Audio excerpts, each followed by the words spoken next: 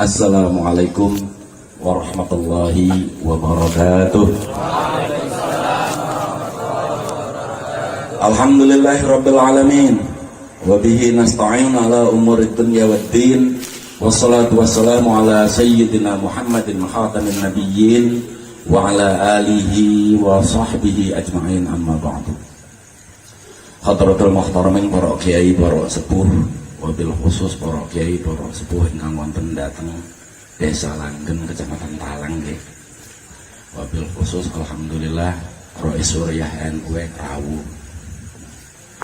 Ingkang kula hormati pengurus Nahdlatul Ulama se-Kabupaten Tegal, wabil khusus MWC Kecamatan Talang lan Ranting Desa Langgen beserta banom-banomnya, wabil khusus Ansor Bansor Ibnu NU Fatayat Muslimat Pagar Musa LTNU wis akeh por hari banom-banom wis kabehane ngono bela. Ingkang kula hormati Pak Lurah, ya alhamdulillah kang dalu niki sampun rawuh milih dugi insyaallah Lurah NU ora sih ya NU ya. Lamun ora NU kalah nang kodoke wong kodok Langgen gue ditakoni mau ya jawab tok kon NU ya oh ya jawab ngene. Karena Lurah ora NU berarti kalah karo kodoke. Ingkang kula hormati pemerintahan Kabupaten Tegal, Kecamatan napa? Talang, Desa Langgen. Ingkang kula banggakan adik kula Ustadz Ubed putranipun Kyai Lukman niku bagi kula adik kula niku. Dan sederek kula, sahabat kula sing sengien sekolah bareng kali kula. Sing ngajari bolos ya kula. Kang Latif niku lho. Kang Latif niku sekolah sengien sareng kali kula. Sareng kali kula, sakangkatan. Mau ngari Kang Latif kelihatannya tua nggih. Bakal kula enom. Bakal Kang Latif awet tua, bakal kula nggih, bakal Kang Latif awet tua, bakal kula awet muda ngoten lho. Ingkang kula hormati dan kula muliakan para habaib Kecamatan Talang, khususipun kang wonten dhateng Desa Langgen, wabil khusus Habibana Syafiq bin Yahya, Habibana Husain bin Yahya, Habibana Helmi Asgaf, Helmi Al-Habsi, juga Habibana Ahmad bin Amin yang saking Ambon alhamdulillah saged tugih mriki.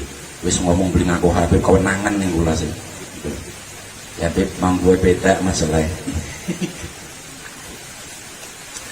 Alhamdulillah dalu menika kita sedaya saged berkumpul, saged berwajah, saged bersilaturahmi datang satu majelis ingkang mulya, yaiku majelis pelantikan nggih. Pelantikan pengurus Ansor Ranting Desa Langgen. Kang alhamdulillah sakniki sampun dilantik. Pertama kula ngucapaken selamat atas dilantiknya pengurus Ansor Desa Langgen. Tapi nek wis dilantik gerak kaya. Gerak. Sebab jenengan kabeh tentunya pernah napa? Pernah ngaji jurmiyah gitu. Al-kalamu huwal lafzul murakkabul mufidu fil wad'i kan katen nggih. Ngerti ora nek wong werune ilmu nahwu iku ilmu bahasa tok. Al-kalamu kok kalam omongan ngono lho. Ari ilmu nahwu awake kita dewek Kang. Ilmu nahwu itu adalah gambaran dari badan kita sendiri. Al-kalamu utawi menusa. Well, huwa ya menusa. Iku al-lafdu makhluk, al-murakkabu kang ora bisa urip dewekan, al-mufidu supaya ngupai faedah bil wad'i kelawan pergerakane lho kaya ngono. Wa ilmu nahwu. Maka nek jenengan KBG wis dilantik sebagai pengurus sing isine ya menusa kabeh, wong kabeh, ben ora diomong kudu menusa, dadi menusa ya menusa sing kalam, bergerakkan. Sebab sekecil apapun pergerakannya sampean sedaya iki, mangke pasti akan bermanfaat untuk masyarakat. Ada ngoten, nggih. Maka ingat bakal jenengan kabehku sebagai pengurus Kembali bahwa yang diurus adalah manusia, kita yang mengurusnya adalah manusia juga, maka jadilah manusia yang kalam gitu Pak. Nggih. Mulane napa? Tang Alfiyah diterawak mali.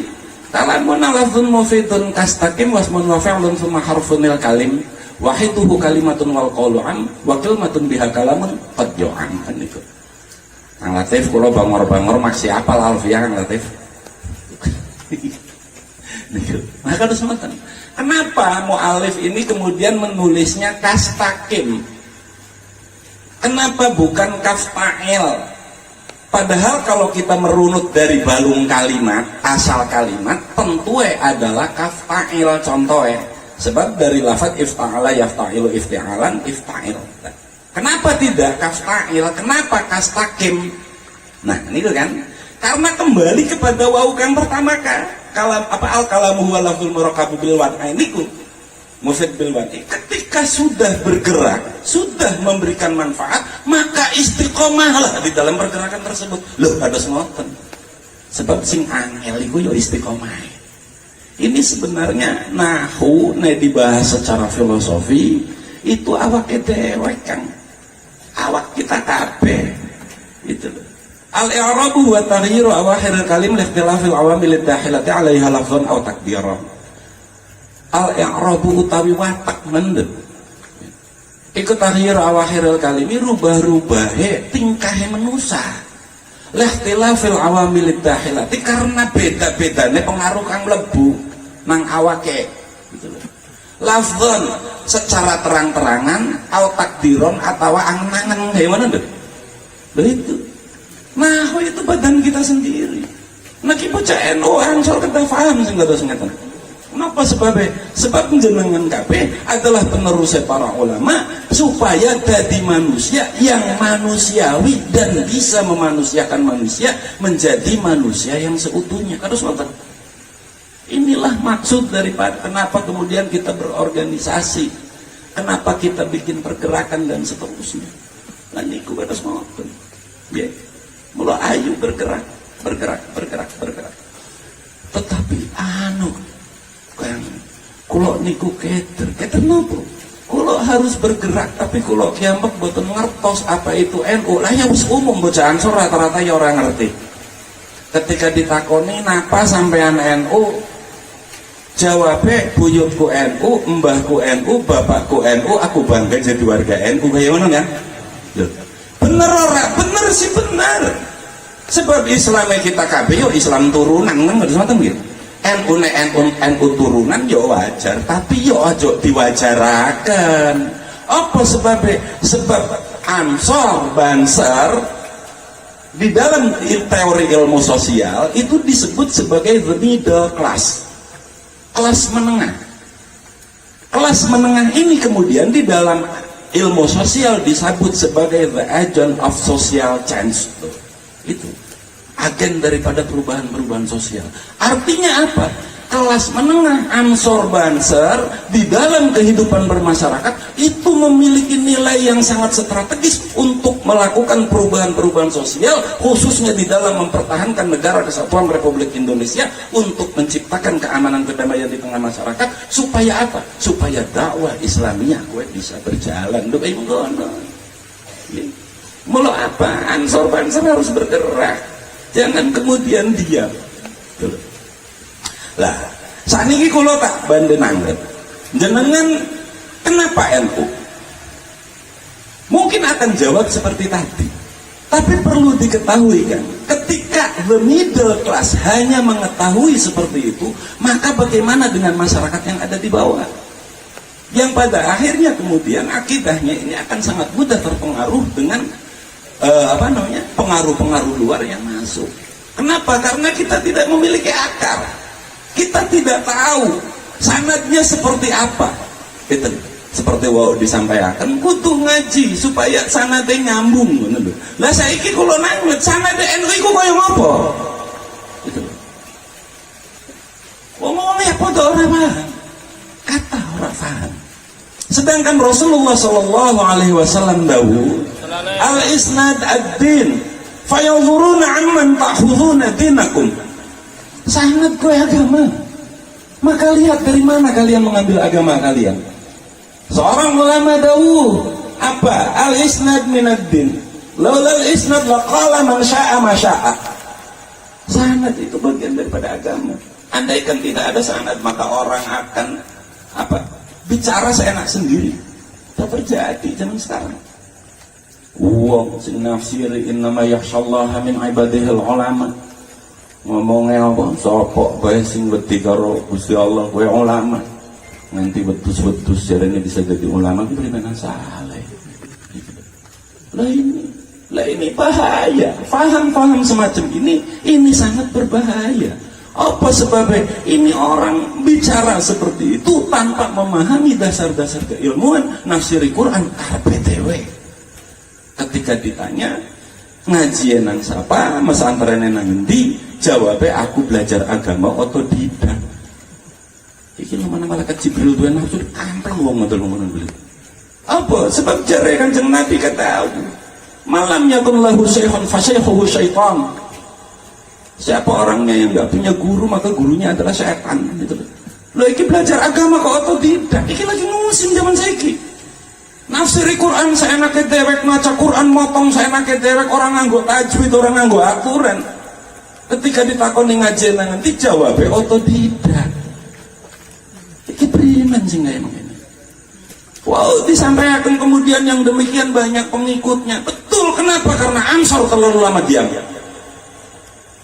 Karena Ansor terlalu lama diam. Ansor sebagai the middle class terlalu lama diam, terlalu membiarkan hal-hal itu kemudian berkembang di tengah masyarakat sehingga masyarakat kemudian tersesatkan. Itu ini bahaya kan? Tanggung jawab jenengan sebagai orang-orang muda NU, kita semua ini sangat berat. Beratnya apa? Antara lain adalah menyelamatkan umat dari pengaruh-pengaruh faham yang gak karu-karuan, faham sing dolanan Quran, faham sing maknai hadis seenake dhewe, faham sing maknai Quran seenake dhewe, nafsiri Quran seenake dhewe. Ini bahaya, bahaya sekali. Nah, ini tugas kita semua.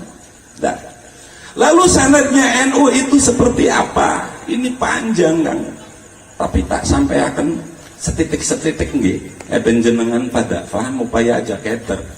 Sebab apa? Kembali kepada apa yang disampaikan Rasulullah bahwa sanad adalah agama, sehingga kemudian kita semua diperintahkan untuk melihat dari mana kita mengambil agama kita. Sanad Nahdlatul Ulama itu kan ada 17 tobakohnya. Masing-masing tobakoh itu ada yang 9 ulama, ada yang 60 ulama, ada yang 30 ulama, ada yang 21 ulama, ada yang 9 ulama, 9 ulama, 7 ulama dan seterusnya. Nek disampaikan yang ngantos subuh sanggup mboten kira-kira? Abdi ngantel. Jakarta tis-tis mengkene apa maning ana pengantin anyar wae.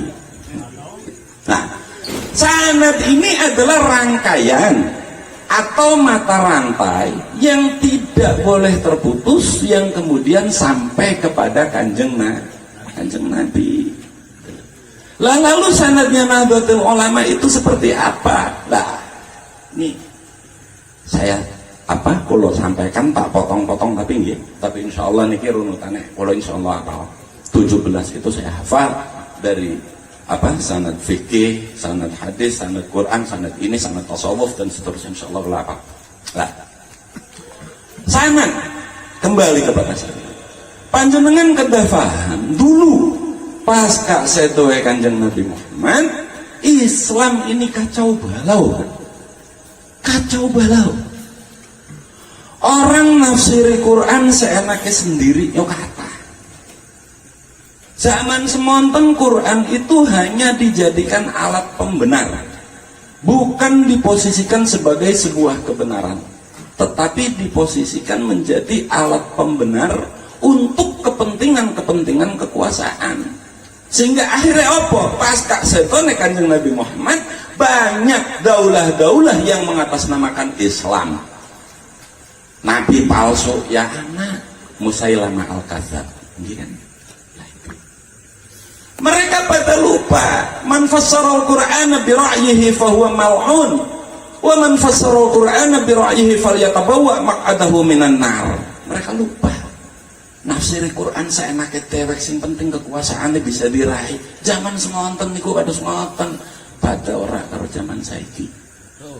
Pada ya ayat jihad nggo dolanan gitu. Iya kan? Ayat jihad nggo dolanan.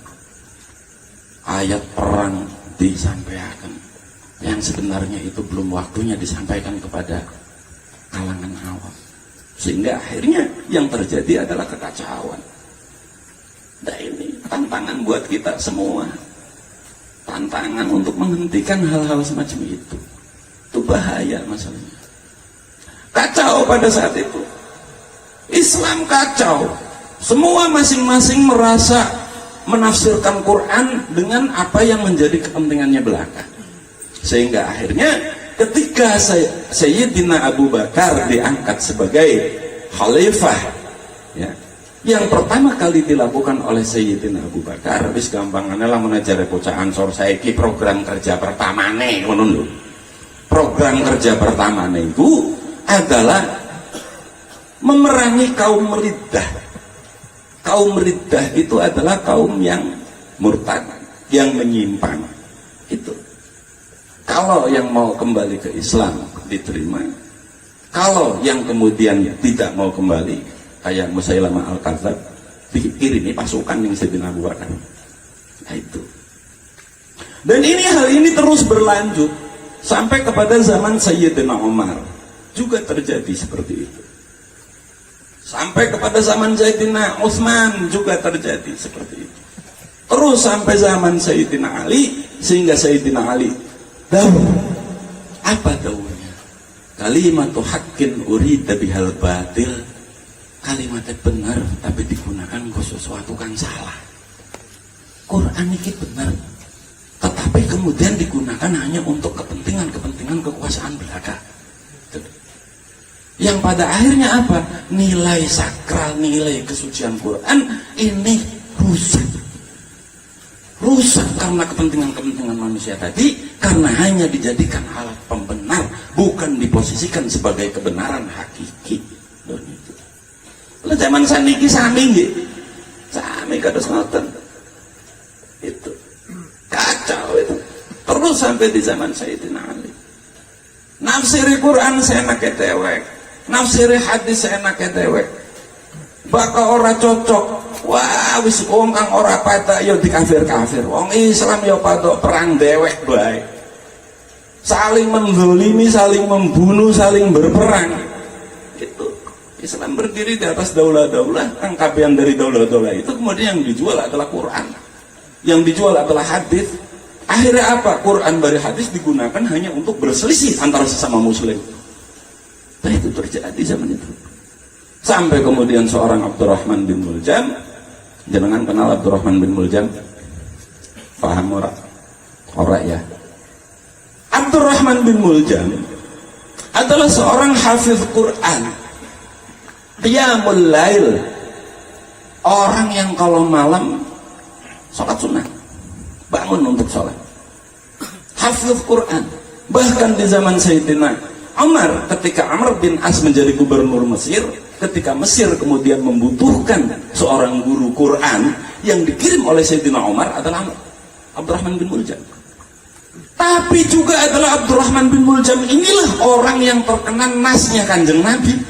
Apa? Ya Ali, seburuk-buruk orang adalah orang yang nanti membunuh kamu. Dan ternyata Abdurrahman bin Muljam itu. Nah itu apa? Abdurrahman bin Muljam pasca pulang dari Mesir kemudian terpengaruh faham-faham semacam itu, dia kemudian meneriakkan la hukma illallah, dijadikan alasan untuk membunuh Sayyidina Ali. Lah itu. Ketika Islam, ketika Quran ditafsiri hanya untuk kepentingan kekuasaan, maka yang terjadi adalah yang saling bunuh antara sesama muslim. Mula nyenengan kudu hati-hati. Benar jare Kanjeng Nabi.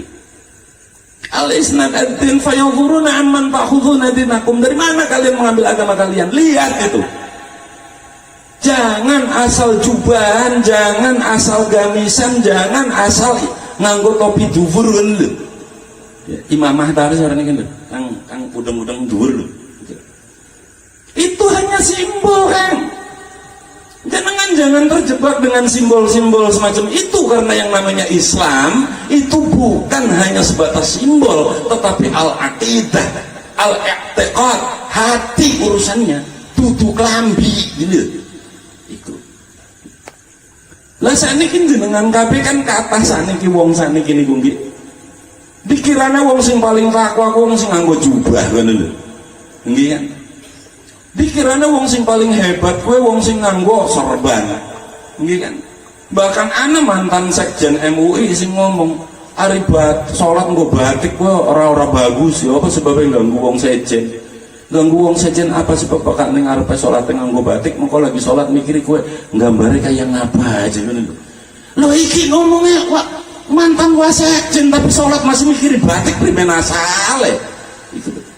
Lho ini bahaya paham-paham semacam ini. Bahaya. Gitu loh. Sakit saniki kados mauten kan. Banyak orang yang terjebak dengan simbol-simbol. Islam hanya dijadikan simbol-simbol yang pada akhirnya nilai sakral Islam itu sendiri kemudian hilang. Lan jenengan sakniki kathah nggih dikirane wong sing paling takwa ki wong sing nganggo jubah.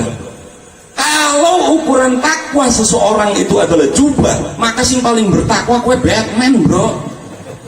Itu. Lah ya iya jubah nanti sikil orang pernah ucul pisan.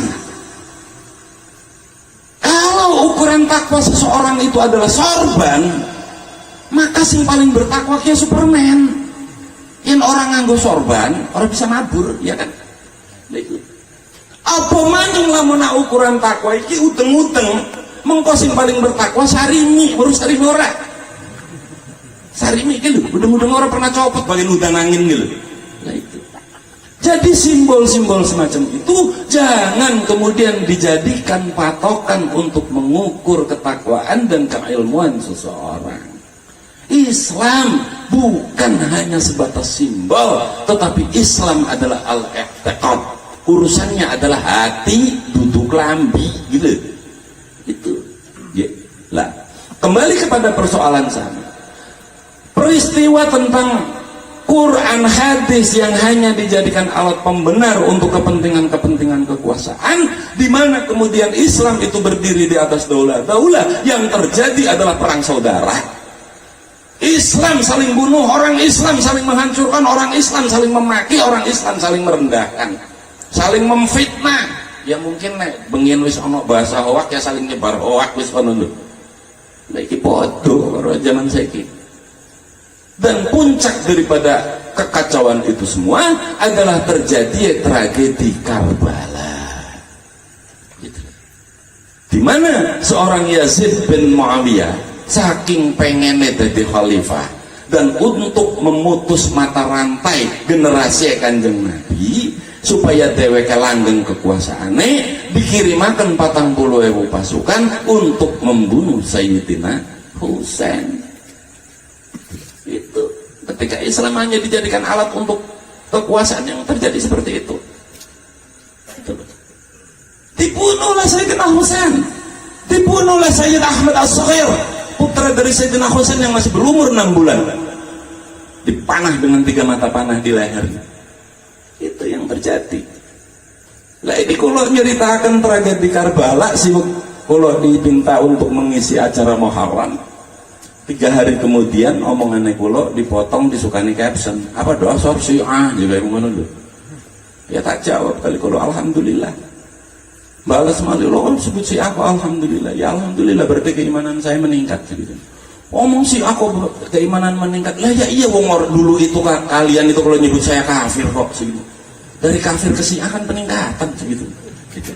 Nah itu tak guyoni kali kulo. Nah itu. Jadi jangan takut bicara Karbala.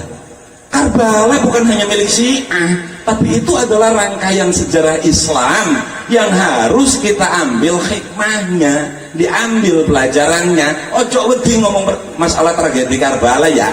Wong kita wong NU memperingati 10 Muharram ya jelas kok. Itu. Ojo wedi diomong Syiah. Ya. Karena apa? Beda antara kita dengan Syiah ya sudah sangat jelas kok. sangat jelas. Nah, cuman orang Syiah itu kemudian mengklaim bahwa tragedi Karbala adalah sejarahnya mereka, padahal ya tidak begitu. Itu adalah rangkaian, bagian dari rangkaian sejarah Islam yang artinya ya milik kita semua. Nah, terus sampai kemudian di tahun 90-an Hijriah, melihat kondisi Islam sing kados ngoten ya, yang seperti itu, seorang Sayyid Ja'far Shadiq ngrentos wis gampangane. Iki kula arep tak ceritakan dawa-dawa jagate wis bengi. Harusnya minimal kalau bicara sejarah atau runutan sanad NU minimal ya 2 jam ngono lho. Niki melas naik diterusaken kayak prakat jam 3 mu prakat bumi gitu. Sebab nanti saya harus bicara NU di Indonesia dan seterusnya gitu. Tak potong-potong mohon nggih. Lah itu Sayyid Ja'far Shadiq iki ngrentes melihat kondisi Islam yang seperti itu, melihat Quran yang hanya ditempatkan sebagai alat pembenar, hanya dijadikan alat pembenar untuk kepentingan-kepentingan kekuasaan, melihat hadis yang hanya dijadikan alat pembenar untuk kepentingan-kepentingan kekuasaan. Sayyid Ja'far Shadiq iki ngrentes apa? Allahumma sholli ala sayyidina Muhammad wa asghilil zalimin bizzalimin wa akhrijna min bainihim salimin wa ala alihi wa sahbihi ajma'in. Wa asghilil zalimin bizzalimin, ini adalah kalimat yang sangat luar biasa. Apa sebabnya? Sebab yang saling menzalimi adalah sesama umat Islam, yang saling membunuh adalah sesama umat Islam. Atas dasar keprihatinan itulah Sayyid Ja'far Shadiq ngrantes wadul ning Kanjeng Nabi. Gampangnya ngomong lamun wong Tegal sing ngomong ader Islam kaya ngenen ngono lho. Itu ngrantes. Beliau ngrantes, beliau sedih, beliau prihatin melihat kondisi Islam yang seperti itu. Umat Islam yang saling menzalimi, umat Islam yang saling menyakiti, umat Islam yang saling memfitnah, umat Islam yang saling membunuh. Beliau ngrentes. Sehingga kemudian Sayyid Ja'far Shadiq meminta kepada Khalifah Umar bin Abdul Aziz. Loh, pengin tahun 99 Hijriah, 92an Hijriah itu khalifah adalah Umar bin Abdul Aziz. Ngundang Khalifah Umar bin Abdul Aziz. Lah pengin Khalifah Umar bin Abdul Aziz gampangane ngomong saiki sekelas presiden diundang nang Sayyid Ja'far Shadiq, seorang ulama, seorang habaib ya. Teka. Kira-kira Bupati Tegal diundang nang kiai teka ora ngono. Buka-buka teka ya. Buka-buka teka supaya oleh keberkahan berkah Khalifah Umar bin Abdul Aziz. Memanggil Khalifah Umar bin Abdul Aziz. Gampangnya ngomong, Sayyid Ja'far Shadiq ngomong, iki Islam kayak mengkenen. Islam menyimpang sudah terlalu jauh. Islam sudah terlalu kacau. Orang Islam saling bunuh, orang Islam saling menzalimi. Ajaran Islam hanya dijadikan alat pembenar untuk kepentingan-kepentingan kekuasaan belaka. Sehingga kemudian Sayyid Ja'far Shadiq meminta kepada Khalifah Umar bin Abdul Aziz untuk mengumpulkan para ulama.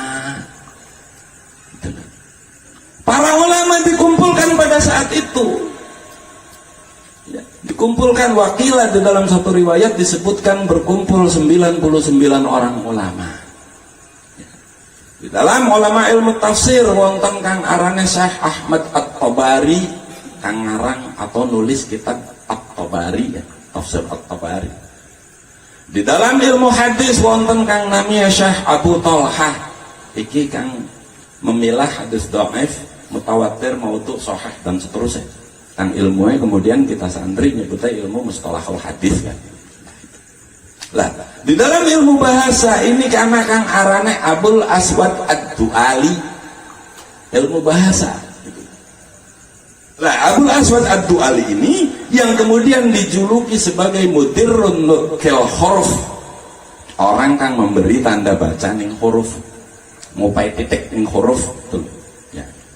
Apa sebabnya? Sebab Khalifah Umar bin Abdul Aziz saat itu merasa resah dan gelisah ketika hafiz Quran semakin sedikit akibat meninggal karena perang, ada yang sakit dan seterusnya, sehingga Khalifah Umar bin Abdul Aziz berpikir, wong Islam tambah akeh, maka Quran kudu bisa diwaca, ditambah maning hafiz Quran tambah sedikit. Mula apa? Khalifah Umar bin Abdul Aziz meminta kepada Abul Aswad Ad-Du'ali untuk membuat ilmu supaya Quran ki bisa diwaca ning wong umum. Kenapa? Karena Quran pertama kali ditulis iku ning zamane Sayyidina Umar.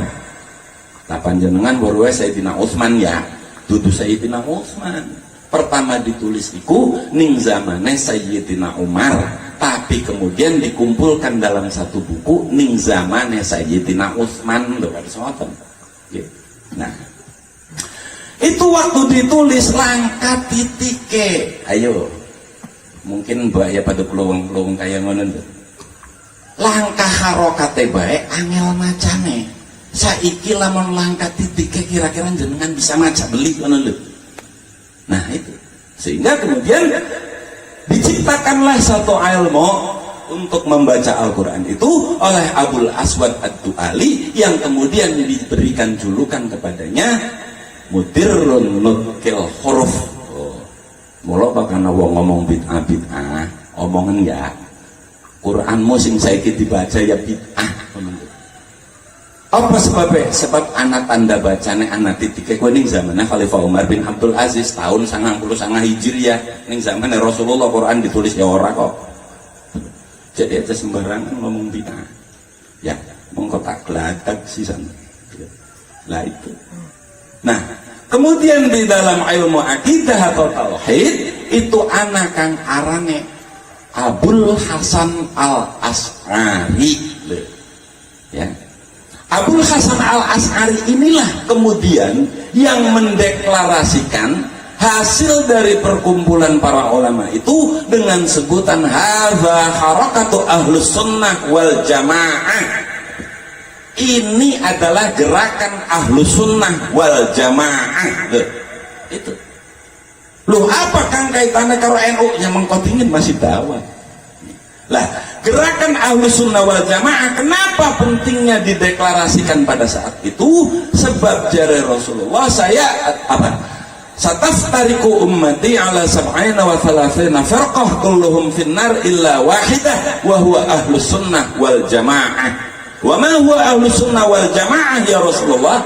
Rasulullah menjawab ma ana alaihi wa ashabi. Itu gerakan ahlus sunnah wal jamaah. Lah saiki 73 golongan niku kabeh yo ngaku nek ahlus sunnah wal jamaah. Mungkin mboten. Sebab lah menang ngomong aku dudu ahlus sunnah wal jamaah ya berarti siap-siap direndam ning neraka kan dia ngono. Sebab sing manjing surga cuman siji, sapa ahlus sunnah wal jamaah. Dadi lamun ana sing ngomong aku dudu ahlus sunnah wal jamaah ya berarti siap-siap direndam nang neraka. Ayo mula apa? Sing kawitan Wahabiyah apa Qadariyah, Mu'tazilah, Syiah, Khawarij dan seterusnya yang ngaku ya ahlus sunnah wal jamaah kabeh. Maka kalau ana wong ngomong ora usah NU-NU-an sing penting ahlus sunnah wal jamaah, takonana sing ngendi ahlus sunnah wal jamaah. Lah itu. Lah, gerakan ahlus sunnah wal jamaah Abul Hasan Al-Asy'ari ini kemudian dilanjutkan oleh murid-muridnya. Loh, itu diteruskan oleh murid-muridnya. Ini loh sanad nanti, tapi tak potong-potong karena dawa pisan ya. Abul Hasan Al-Asy'ari dalam melakukan pergerakan ahlus sunnah wal jamaah ini kemudian dilanjutkan oleh muridnya kang arane Syekh Abdul Karim. Syekh Abdul Karim dilanjutkan oleh muridnya kang arane Syekh Abu Bakar. Syekh Abu Bakar dilanjutkan oleh muridnya kang arane Syekh Imam Haramain. Syekh Imam Haramain kang kemudian dilanjutkan muridnya kang arane Abu Hamid Al-Ghazali, kang kemudian kita kenal sebagai Imam Ghazali. Abu Hamid Al-Ghazali dilanjutkan muridnya Al-Aufi Al-Harizi terus sampai kepada Syekh Asrar Al-Banjari.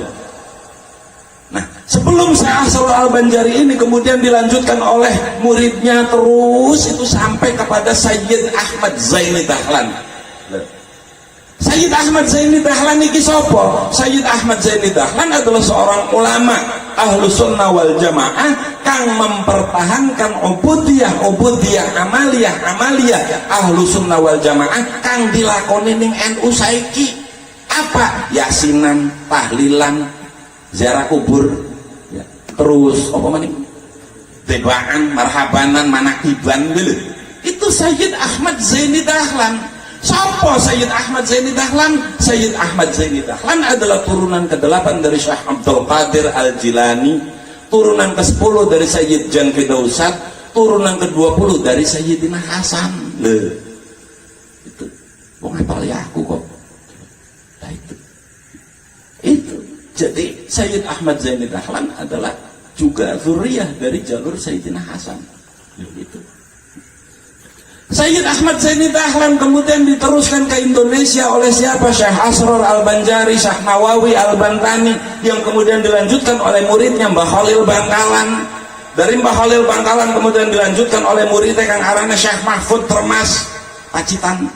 Syekh Mahfud Termas ini kemudian dilanjutkan oleh muridnya sapa? Kiai Hasyim Asy'ari, yang kemudian mendirikan organisasi Nahdlatul Ulama. Kiai Hasyim Asy'ari dilanjutakan oleh putrane Kiai Wahid Hasyim. Kiai Wahid Hasyim dilanjutakan ning putrane Gus Dur. Gus Dur dilanjutakan ning penerusnya Kiai Hasyim Muzadi. Kiai Hasyim Muzadi diterusaken ning penerusnya Kiai Said Akil Siraj. Tuh. Itu sanadnya NU.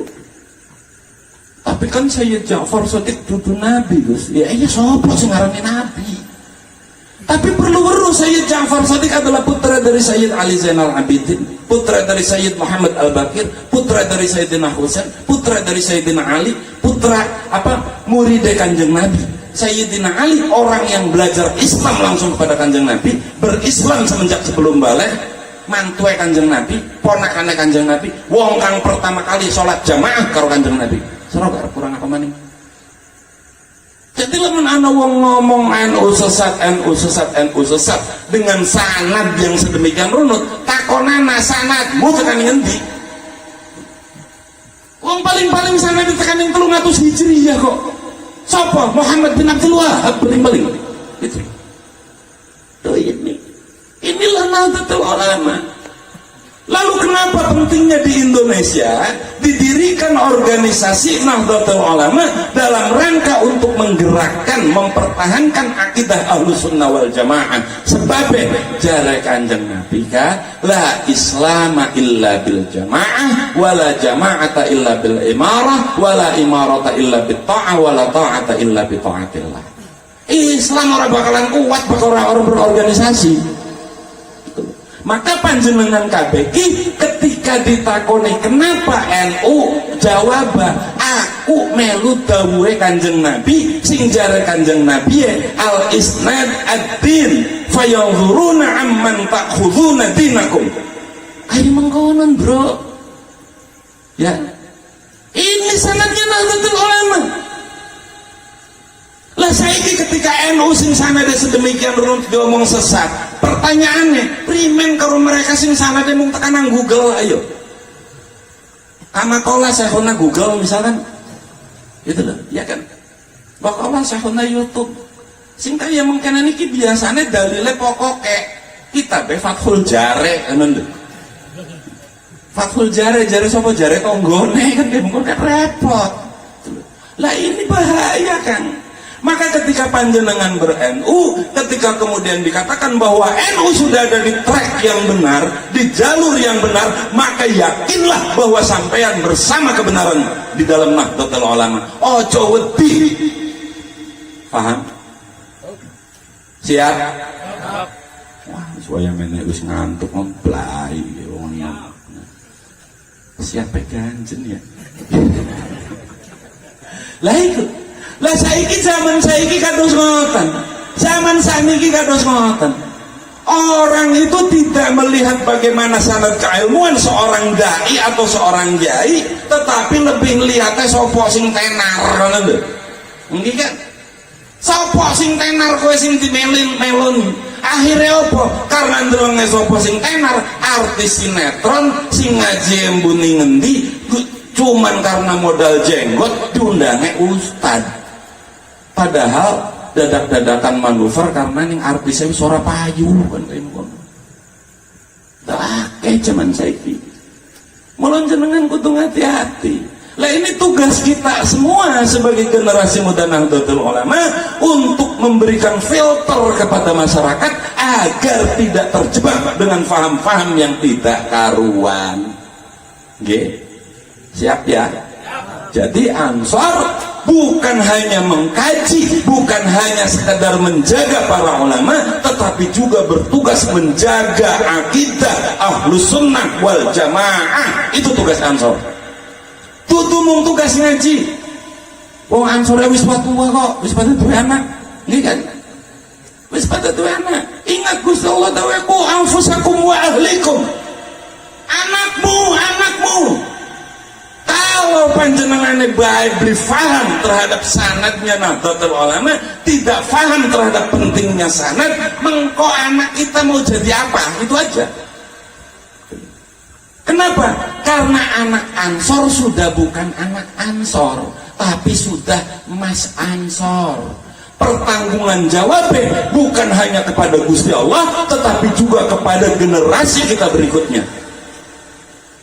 Mari kita selamatkan. Paham ya? Lah, ini banyak kan.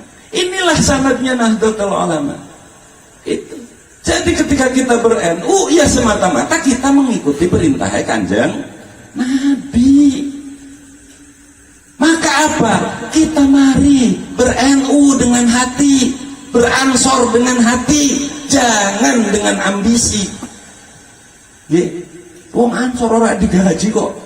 Ngarapaken gaji ya ansor ora ana gajine. Bansor ya ora ana gajine iki Kang.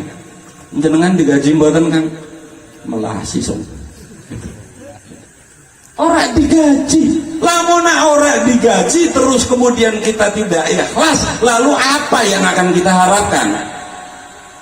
Kita bisa ikhlas karena kita tahu bahwa di dalam beransor, di dalam berbansar ada satu nilai kemanusiaan yang sangat luar biasa, ada sesuatu jalan untuk turunnya rahmat Gusti Allah kepada kita semua. Apa? Gandulan para kiai, gandulan para ulama. Itu jalan kita. Barokah kan jar wong kene wong berkah ngono lho. Tapi nek kaya mengkenan ngomong berkah jare mereka berkah kowe langka ngono ya. Lah iki wong aneh maning bae ngomong berkah langka. Ngerti ora nek berkah ku apa? Berkah di dalam kamus Al-Munawwir, barokah atau tabarruk itu diartikan sebagai anugerah Gusti Allah yang diberikan kepada seseorang kemudian membawa kebaikan-kebaikan pada orang tersebut. Kue berkaharane minimal Tegal ki lagi marak togel lo ya, iya kan? Lah minimal nganggo jaket banser arep ngecak nomor isin kan kayak ngono ya. Lah itu berkah. Kenapa? Karena meninggalkan judi adalah sebuah kebaikan. Itu berkah. Nganggo seragam banser minimal arep gajali botol isin ngoten lho. Lah kok al haya minal iman isine karena iman apa? Iman nang Gusti Allah jalure apa banser kan kayak ngono. Wasilahe. Lho iku. Itu berkah. Tapi kan di sini ulama kan, di sana juga ulama. Jadi ulama yang mana? Lah, ini jenengan kudu paham. Sopo ulama iki?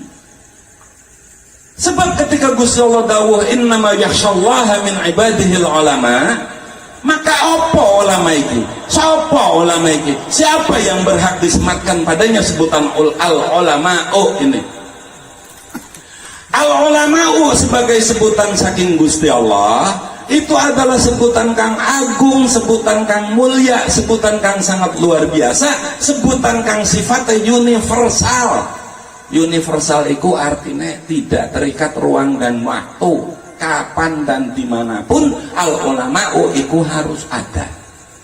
Tetapi karena sebutan ini sangat mulia, sebutan ini sangat agung, maka kita pun harus hati-hati di dalam menafsirkan siapa al-ulama'u ini. Al-ulama'u banyak orang menafsirkan itu hanya dari isim fa'il alimun yang dijamakkan kemudian menjadi ulama'u gitu loh. Itu. Lah, saniki apa benar ketika al-ulama'u itu kemudian cukup dengan alimun? Yuk kita bedah.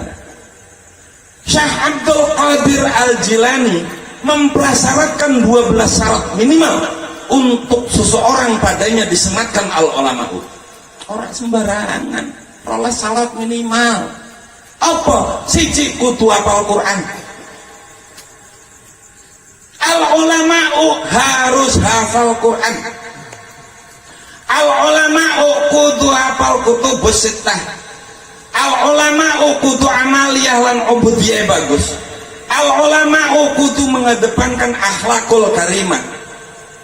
Al-ulama'u kudu mewarisi siddiq amanat tabligh fatanah.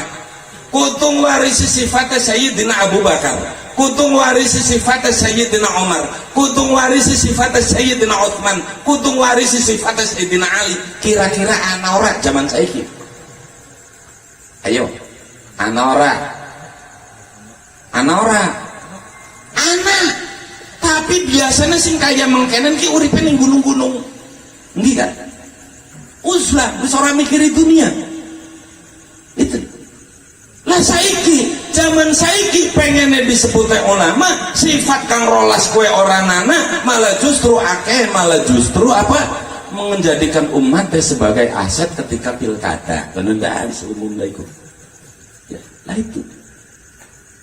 Tetapi karena al-ulama'u itu adalah sebutan dari Gusti Allah, sebutan kang agung, sebutan kang mulia, kang universal, tidak terikat ruang dan waktu, kapan dan dimanapun harus ada.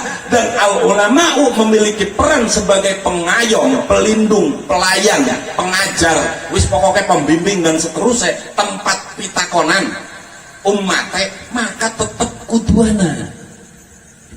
Sehingga Syekh Ahmad bin Muhammad At-Tijani memprasyaratkan 3 syarat untuk seseorang padanya disematkan sebutan al-ulama'u. 3 syarat ini harus komprehensif, integral loh. Apa?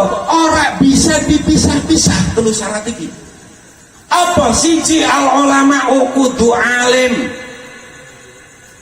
Tapi al-ulama'u ora cukup mung alim tok.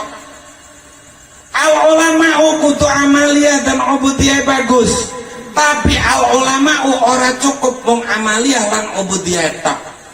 Al-ulama'u harus mengedepankan akhlakul karimah, tapi al-ulama'u tidak cukup hanya mengedepankan akhlakul karimah. 3-nya harus ada syarat, harus melekat secara bersamaan, tidak bisa dipilah-pilah. Apa sebabnya? Sebab kalau al-ulama'u iki mung cukup alim, mengkohe iblis ya ulama. Sopok sing ngarani iblis bodoh. Bisana iblis protes ning mereka apa nang Gusti Allah kan karena pinter. Bisana Gusti Allah ngajari Nabi Adam disit sedurung diadepaken karo malaikat karena iblis alim. Maka kalau al-ulama'u itu kemudian cukup dengan alim, mengkohe iblis ya ulama. Itu. Yang kedua, al-ulama'u tidak cukup dengan hanya amaliyah dan ubudiyahnya yang bagus. Apa sebabnya? Yuk maning-maning kalau al-ulama'u ikut cukup dengan amaliyah dan ubudiyah yang bagus, ya mengkoe iblis ulama. Iblis ahli ibadah kan. Dalam satu riwayat dijelaskan bahwa iblis itu sujud 40.000 tahun. Rukuk 40.000 tahun. Tawaf 40.000 tahun. Amalia numpas balul jan. Kurang apanya? Saiki pengurus Ansor kang ana nang Langgen ini kan sampai dilantik. Ana ora sing sujude 40.000 tahun. Wis tak diskon. 4.000 tahun wis. Ana ora. Wis tak diskon maning 4 tahun. Ana ora. Wis tak diskon maning 4 wulan sujud pe ngono lho. Ana pi. kalah kabeh karo iblis. Maka syarat yang terakhir yang disampaikan oleh Syekh Ahmad bin Muhammad At-Tijani adalah akhlakul karimah. Apa sebabnya? Sebab sing ora diduweni ning iblis iki akhlakul karimah. Apa buktinya iblis orang duweni akhlakul karimah? Buktinya Gusti Allah dawuh, aba wastakbar wa kana minal kafirin. Istikbar ngrosok gede, gumedhe. Kok istikbar? Kabur. Orang duweni akhlak. Maka syaratnya adalah tiga ini harus melekat. Lah zaman saiki wong ngaji embuna ngendi kadang-kadang mung ning Monas tok sedina lho. Seminggu oli gelar balik-balik oli gelar santri milenial, seminggu oli gelar ustad, ya kan? Sebulan oli gelar ulama milenial. 3 bulan ngerasa lebih hebat sing Nabi Yusuf, ya keter. Apa lebih hebat teh? Dheweke ngomong, Nabi Yusuf untuk mengatasi krisis ekonomi di Mesir butuh waktu 7 tahun. Seandainya saya jadi wakil presiden, saya bisa cukup dengan 4 tahun untuk menyelesaikan itu semua. Hebat temen. Lagi hati-hati mulu. Saiki kan harus ngoten. Ana sing ngomong jare Amin Rais nih lho. Siapa bae sing berilmu, kowe bisa arane ulama. Oh berarti ngaku iblis ulama kayak Amin Rais deh. Iki bahaya sing paham kados ngeten niku. Mula sing hati-hati nggih. Sing hati-hati. Yang kedua, al-ulama itu memandang umatnya dengan pandangan welas asih, dengan pandangan kasih sayang, tidak memandang umatnya sebagai aset untuk demo berjilid-jilid. Bukti-bukti panjenengan kerasa dari wong NU. Mungkin zaman Orde Baru jenengan masih padanan ning Dengkul lah koten nggih. Sing ngalami Orde Baru ning akhir-akhir nggih kula. Sing mimpin demo ngan Orde Baru ya kula kok. Bagaimana kejamnya Orde Baru terhadap ulama Nahdlatul Ulama ini sangat luar biasa kan. Semua yang berkaitan dengan Nahdlatul Ulama itu diberangus. Sampai karena weruh organisasi kepemudaan kang paling hebat ya iku adalah GP Ansor. GP Ansor dipaksa kudu manjing ning KNPI. Wih zaman Orde Baru. Organisasi pelajar paling hebat iki IPNU lan IPPNU ya diberangus melalui PP tahun 8 nomor 5 tahun 85 gitu. Apa? Kudu OSIS. Sehingga apa? IPNU berubah arane dadi Ikatan Putra Nahdlatul Ulama kan ngono ya. IPPNU dadi Ikatan Putri-Putri Nahdlatul Ulama. Lah baru kemudian tahun 2003 kembali menjadi IPNU yang sebenarnya dan kembali menjadi IPPNU yang sebenarnya, dan semenjak itu pula GP Ansor eksis. Zaman Orde Baru GP Ansor ki la yamutu fiha wa la yahya kan, mati ora urip ya ora ngono lho. Jenengan saniki nganggo jaket Bansor wong hormat. Saniki nganggo jaket Bansen jenengan ki ning kepolisian dihormati, ning TNI dihormati kan, ning birokrasi dihormati. Zaman kula kan dieceh apa weruh. Sampai diarani abri bontot coba bayangaken bae. Lah itu. Jadi ketika panjenengan sekarang kemudian sudah memiliki eksistensi sebagai sebuah organisasi kepemudaan, maka gunakan kesempatan ini, karena ini adalah momentum kita untuk bangkit. Jangan kemudian kita kehilangan momentum untuk bangkit, sebab yang namanya mencari momentum untuk bangkit ini bukan ukuran tahun 2 tahun, dekade kan. Maka adalah saatnya sekarang kita bangkit untuk menyelamatkan umat, untuk kita tetap menegakkan akidah Ahlus Sunnah wal Jamaah di Indonesia. Lo kayak gitu, paham ya? Siap? Siap? Nah, itu inilah Nahdlatul Ulama. Jadi aja sembarangan ngomong NU sesat sembarangan. Wong tekanan di debat ya wani kok. Itulah Nahdlatul Ulama kan. Jadi aja ngomong novel NU saking anake Fuad Hasim. Memang betul doktrin beliau, doktrin Gus Dur, doktrinnya Abah Lutfi kepada saya luar biasa. Tetapi saya tidak cukup hanya menerima doktrin, saya pelajari semuanya. Gitu. Dan saya meyakini NU lah yang benar. Jenengan kon maca buku ya pengkiyangnya berapa kalan. Mulane sekarang ngokaken bae lah. Itu. Inilah Nahdlatul Ulama. Tapi kemudian kita sering disindir kan. Organisasi Nahdlatul Ulama jarene iya gede anu bansor nangan dia yang ngono ya. Sering kan? Kemana bansor gitu kan ya? Sering kan? Sedangkan Indonesia begini. Kang, kau tingin panjenengan kudu beru. Ketika kemudian NU sebagai organisasi besar, kenapa tidak mendirikan negara di Indonesia? Iki pun ada sanade, Kang. Bukan sembarangan. Kenapa NU tidak mendirikan negara di Indonesia? Itu ada runutan sejarahnya. Tak sampaikan gitu. Sekilas saya menjenengannya pada paham lah. Dulu itu ketika pasca deklarasi Ahlus Sunnah wal Jamaah yang dideklarasikan oleh Abul Hasan al Asy'ari dengan Sayyid Ja'far Shadiq tadi, setelah itu kemudian Sayyid Ja'far Shadiq menarik diri dari dakwah model kekuasaan, tetapi lebih menggunakan dakwah secara kultural. Kenapa? Karena Sayyid Ja'far Shadiq dan para ulama terdahulu tahu, belajar dari sejarah. Ketika Islam didirikan di atas daulah-daulah, yang terjadi adalah perang saudara. Maka apa? Sayyid Ja'far Shadiq kemudian menarik diri dari dakwah model kekuasaan tadi, tetapi lebih menggunakan dakwah kultural. Loh, itu. Ya. Sayyid Ja'far Shadiq tahu dakwah model kekuasaan semacam itu adalah polanya Yazid bin Muawiyah. Mula apa? Alhamdulillah Habib Husain, Satkorcap kan, Kota Tegal, Habib Syafiq, Habib Helmi, Habib Ahmad, semua ada di NU. Kenapa? Karena beliau tahu njitnya adalah Sayyid Ja'far Shadiq, bukan Yazid bin Muawiyah gitu loh. Ya Beb. Kalau antum dakwanya model dakwah kekuasaan berarti ngikutinya Yazid bin Muawiyah, bukan ngikuti Sayyid Ja'far Shadiq gitu loh. Lah itu. Beliau tahu yang harus diikuti adalah jihadnya. Siapa Sayyid Ja'far Shadiq? Bukan mengikuti Yazid bin Muawiyah. Nah, Yazid bin Muawiyah siapa? Ada Sayyidina Muawiyah ku.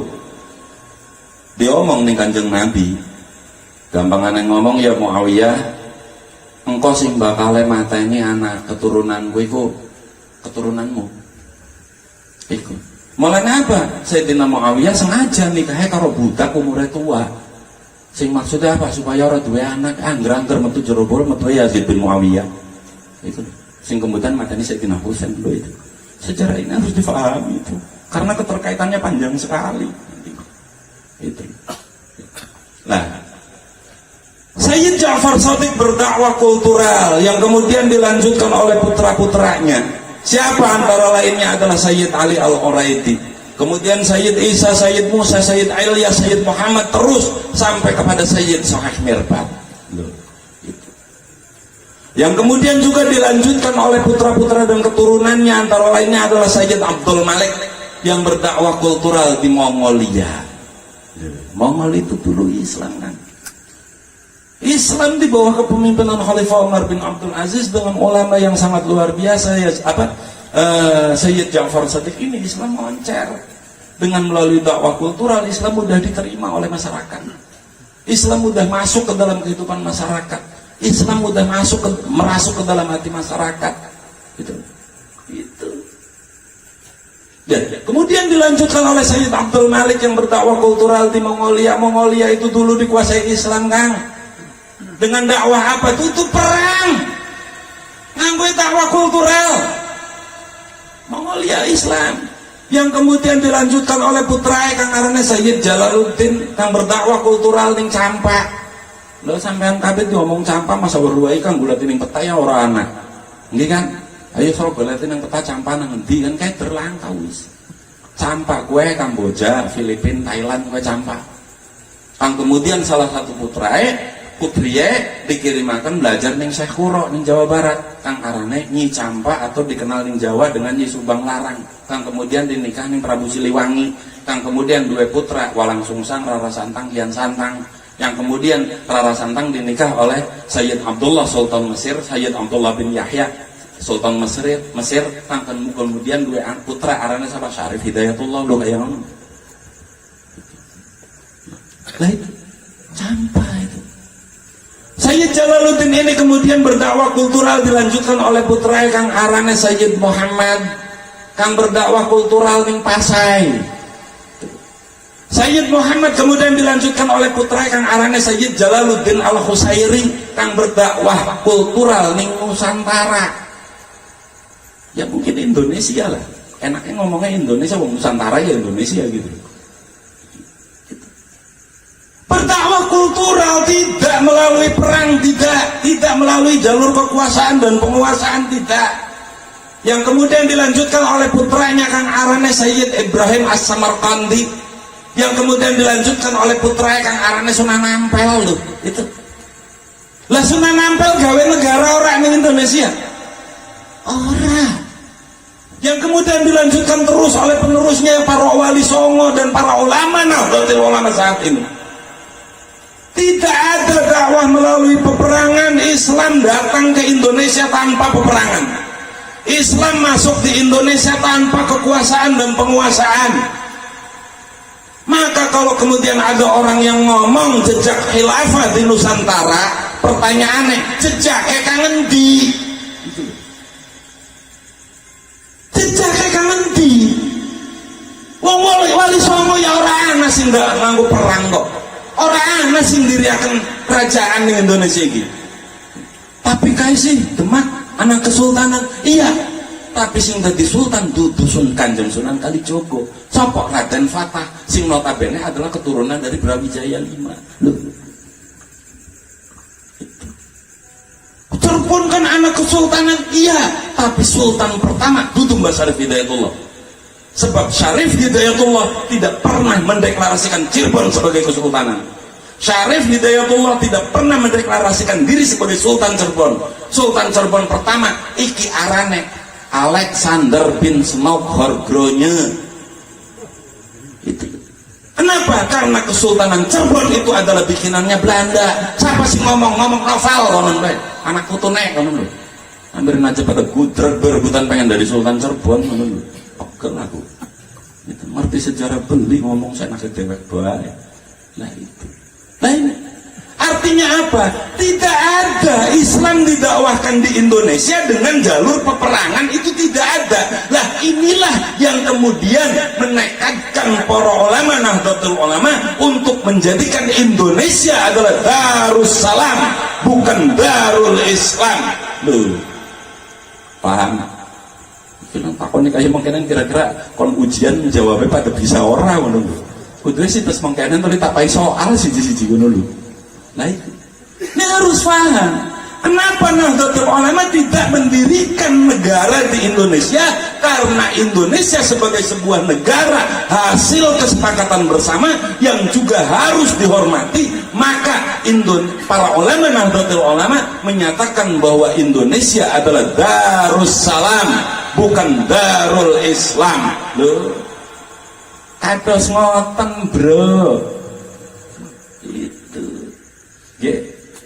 Lah oleh karenanya, karena Indonesia ini adalah Darussalam, maka doktrin NKRI harga mati adalah mutlak. Loh kayak gitu keterkaitannya mutlak. Untuk apa? Karena Indonesia sebagai Darussalam dan Islam sebagai agama dakwah, di mana dakwah itu adalah hukumnya wajib bagi setiap muslim. Balighu anni walau ayah, itu jelas perintah ya. Syaratnya dakwah bisa berjalan ke opo? Dakwah tidak akan bisa berjalan jika negaranya perang. Contoh Afghanistan. Perlu Afghanistan? Loh perlu paling sing TV. Afghanistan niku 100% muslim. Nganti kadal gurune ya kayaknya muslim. Tapi aku ngomong kadal gurun udah dalam rangka ngeledek udah ya. Tapi karena memang di Afghanistan tuh akeh gurun dan akeh kadal gurun menurut itu Islam. Tetapi antar faksi di Afghanistan karena tidak ada doktrin kebangsaan nasionalisme di sana, antar faksi perang ana faksi Taliban, ana faksi Mujahidin, ana faksi iki perang apa? Karena sing faksi sejen lagi khutbah Jumat karena dheweke ora cocok dibom. Apa? Khutbah ora pragat, Jumat bubar. Apa sih mengkenen sing ngarane penegakan syariat? Ning Pakistan yang notabene 90% muslim, kiai lagi gampangannya ulama lagi ngupai tausiah ditembak mati, dakwah orang berangkat jamaah bubar. Apa kayak ngenen sing disebut karo syariat Islam, penegakan syariat Islam? Ayo durung suwe Azerbaijan karo Armenia kele. Azerbaijan muslim, Armenia ya muslim, rebutan Nagorno Karabakh perang nanti saiki. Apa kayak mengkenen sing disebut karo penegakan syariat Islam? Maka apa? Menciptakan keamanan, kedamaian, ketentraman di tengah masyarakat dengan doktrin NKRI harga mati semata-mata adalah agar dakwah Islamiyah bisa berjalan. Apa sebabnya? Sebab Islam sebagai agama dakwah itu hukumnya wajib, maka menciptakan syarat berjalannya dakwah itu hukumnya menjadi ikut wajib. Mala yatimul wajib illa bihi fahuwa wajib. Karena dakwah wajib, maka menciptakan keamanan, kedamaian, ketentraman di tengah masyarakat itu pun hukumnya menjadi wajib. Ini NKRI harga mati.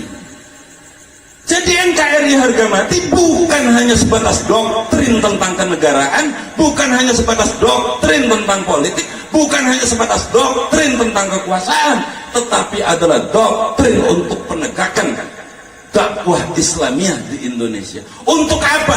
Agar bisa menegakkan syariat Islam di Indonesia. Untuk apa? Li'lah kalimatillah di bumi Indonesia. Kayak mengkonon bro NKRI harga mati aja salah.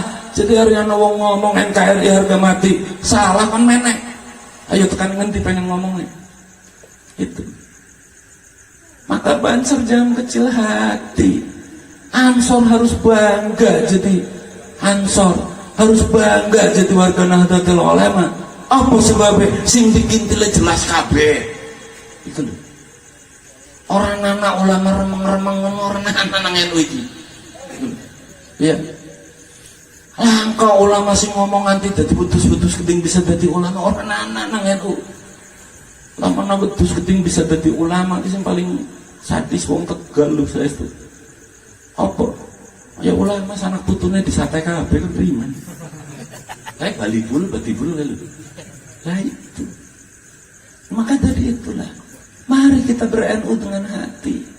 Mari kita ber-NU dengan hati, jangan dengan ambisi. Beransorlah dengan hati, jangan dengan ambisi. Berbansorlah dengan hati, jangan dengan ambisi. Mari kita ngikut para ulama, ngintil para kiai, ngintil para ulama. Waliya'lamal ladzina utul ilma annahu al-haqqu min rabbik. Para ulama inilah yang memahami, mengimani, meyakini annahu sesungguhnya Al-Qur'an adalah al-haqqu min rabbik. Begitu. Lamun orang ngintil ulama, ngintil siapa? Wong kita urip yang ning zaman ulama kok. Boten ning zaman nabi. Anak sing ngaku nabi ya kae mung siji Ahmad Musaddiq ya. Dari nang Cirebon sampai Sukino nang Gebang gitu. Nang Gebang anak tukang becak ngaku nabi arane Sukino. Lah sing keter kan namanya selawatan loh ya. Sallallahu ala Sukino kan orang ngeceng banget kan. Lah ini. Mula wis lah. Ngintilo para ulama, ngintilo para ulama, ngintilo para kiai, ngintilo para ulama Nahdlatul Ulama. Itu loh Nahdlatul Ulama kan. Ya aku durung cerita tentang, durung menyampaikan tentang sejarah Nahdlatul Ulama di Indonesia. waktunya wis jam 12 melasi yakin dilalai kali-kali waktunya sempit banget ya. Itu inilah Nahdlatul Ulama. Maka kenapa kemudian para ulama Nahdlatul Ulama tidak mendirikan negara di Indonesia? Kenapa kemudian dengan Darussalam bukan Darul Islam? Lu paham gak? Paham, pengen lu paham tuh lah kandang NU. Apa tak kentirakan sekalian sih. Karena nang kandang NU iki aku duwe pondok ditakoni Abah Lutfi arane apa Gus? Tak jawab kandang NU bah. Kandang NU nggih bah, pondok pesantren Merah Putih kandang NU. Orang nganggo al, mboten bah dereng makom kula nganggo al. Wis mulane wis pondok pesantren Merah Putih kandang NU. Programnya untuk proses kaderisasi dudu. Apa kentirisasi ngono lho. Ben dari kentir kabeh ngono lho. Lho itu. Inilah Nahdlatul Ulama. Paham nggih? Wis aja ragu aja mamang. Yakin enggak? Panjenengan semua yakin tidak bahwa NU itu benar? Yakin? Yakin? Maka jangan ada takut. Buang semua rasa takut. Karena takut terhadap sesuatu yang diyakini sebagai kebenaran itu adalah membatin nifaq. Setengah saking kemunafikan. Mulane aja wedi. Nek wis nang NU aja wedi, tapi Ansor iku anu Gus. Ora wedi mati mung wedi kempong ngono lho. Ya, ora lah. Zaman bungin yo Ansor iki zaman ngadepi penjajah, ngadepi PKI ya, pada puasa kabeh kok. Nek jenengan ora kiam puasa ya mengko tak ajari puasa kali kula. Tak mau buka sahur kon mangan cengis ngono lho. Sanggup? Wah, ora bakalan sanggup pada zaman saiki. Lah itu. Mula yuk kita gandulan para ulama. Nggih, gandulan para ulama. Lah, terakhir kula badhe ngomong nih kadang-kadang rencang-rencang ki keter ning para habaib iki boten. Sebab kadang-kadang habaib berada nyeleneh ya. Itu anak bae sing nyeleneh ngono lho. Dia pripun sikap kita terhadap para habaib? Kang, saya ingatkan jenengan semua, karena kita adalah Syafi'iyah, kita adalah penganut faham Imam Syafi'i, nggih kan? Madhab Imam Syafi'i. Imam Syafi'i dawuh, ya ahla baiti Rasulillah, hubbukum fardun lillahi fil Qur'ani anzalahu. Ya ahla baiti Rasulillah, hubbukum fardun lillahi fil Qur'ani anzalahu. Wahai ahlu bait Rasulullah, aku mencintai engkau adalah wajib seperti halnya Allah turunkan di dalam Al-Qur'an. Maka jenengan kabeh menghormati para habaib, iki hukumnya adalah wajib. Paham? Wajib. Bagaimanapun bentuknya habaib itu, bagaimanapun sikapnya habaib itu, tetap wajib menghormati habaib.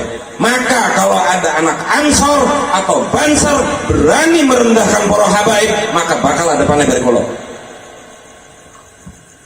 Paham ya? Ingatkan, ya ahla bait Rasulillah, hubbukum fardun lillahi fil Qur'ani anzalahu. Ingat itu. Kita semua Syafi'iyah. Imam Syafi'i dawuh kados mboten. Maka menghormati para habaib itu adalah wajib hukumnya bagi kita semua. Paham ya? Tapi kan kadang-kadang habaib kan kados ngoten anu lah. Ketika habaib yang berbeda pendapat pripun. Nah, ini kan singketer. Kan. Gusti Allah memerintahkan kita semua, waliya'lamal ladzina utul ilma annahul haqqu min rabbik. Kita dikongkon ngintil, wajib ngintil ning ahli ilmu. Ngintil ning ahli ilmu, wajib ngintil ning ahli ilmu. Loh, ning para habaib wajib hormat. Baka arep ngintilo ning para habaib kang ahli ilmu. Tetapi kepada habaib yang bukan ahli ilmu, kewajiban kita adalah hormat. Arti hormat dengan ngintil iki beda. Paham ya? Itu. Paham ya? Itu. Maka nek badhe ngintil nang habaib sing ahli ilmu. Sebab Gusti Allah dawuhe utul ilma dudu utun nasab dulu. Ya. Tetapi kepada utun nasab kita harus hormat. Loh kok bisa? Ya bisa. Kita semua Syafi'iyah. Tapi apakah kemudian kita menghina kepada Hanafiyah? Apa kita kemudian menghina kepada mazhab Hambali? Apa kemudian kita menghina kepada mazhab Maliki? Kan tidak. Kita tetap hormati beliau-beliau. Lah kalau kepada mazhab saja kita bisa, masa kepada para habaib orang bisa sih pribadi? Itu. Paham ya? Lah itu. Ki kula saestune pengen cerita tentang NU nang Indonesia tapi waktunya wis bengi banget ngono lho. Lanjut. Sebab bukan apa-apa. Orang tahunya ketika bicara Nahdlatul Ulama, ketika tahunya tentang masalah Ahlus Sunnah wal Jamaah di Indonesia di dalam melawan penjajahan Belanda, itu paling-paling tahun 1926. Nggih kan? Padahal nek badhe dikupas minimal harus tahun 1803. Ayo lho. Coba banget. Ya tahu ah. Mula apa mengko maning-maning nek bakal kaya mengkenen, ya kira-kira jam 10 aku wis munggah. Supaya 2 jam tambah ini balai kono lho. Sebab apa? Pernah tak kupas sedoyo teng Indramayu niku 3 jam baru selesai. Itu. Lah iki wis bengi banget aku teriak-teriak ngen melas nang tangga ya. Bapak anak sing sakit apa niku.